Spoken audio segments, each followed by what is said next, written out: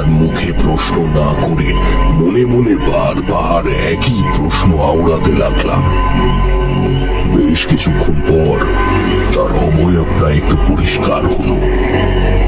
একটা সাদা স্বচ্ছ অবয়ব, কম বয়সী নিয়ে বোঝা যাচ্ছে।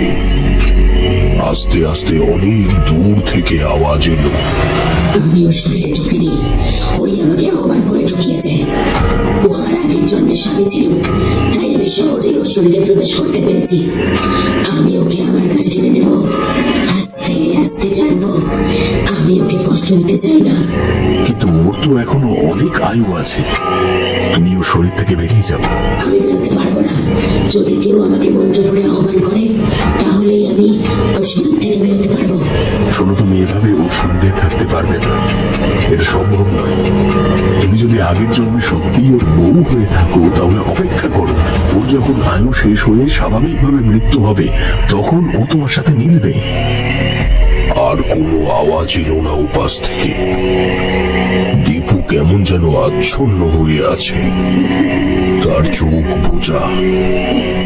সে প্রায় সামনের দিকে পড়ে যাচ্ছিল, এমন সময় একটা রাত চড়া পাখি বিশ্রী ভাবে আওয়াজ করে ডাকতে ডাকতে চলে গেল আমাদের মাথার উপর দিয়ে। সেই আওয়াজে দীপু জেগে উঠল। সে বলল, কে? আমি কোথায়? ও কোথায় গেল? ও এসেছিল, তুমি দেখেছো?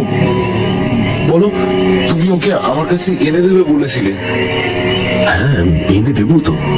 তুমি এখন চলো তো, দেখি তোমার ঘরে চলো। দীপুকে কোন রকমে বুঝিয়ে ঘরে নিয়ে এসে ঘুম পাড়িয়ে দিলাম। এরপরে ওর ওই চিলে কোঠার ঘরের বাইরে এসে গৃহবন্ধনের মন্ত্র পড়ে জল ছিটিয়ে দিলাম, যাতে অন্য কোনো অশুভ শক্তি তার ঘরে ঢুকতে না পারে। তারপর আমি নিচে নেমে এলাম আমার ঘরে। সারা বাড়ি নিস্তব্ধ, শুধু কয়েকটা লণ্ঠন জ্বালিয়ে রাখা আছে। রঘু আজ ভেতরের ঘরে শুয়েছে।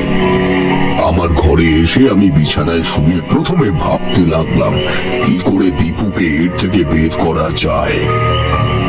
ওই প্রেতিনী ওর শরীরে এমন ভাবে ঢুকে আছে যে তাকে বের করা খুবই শক্ত।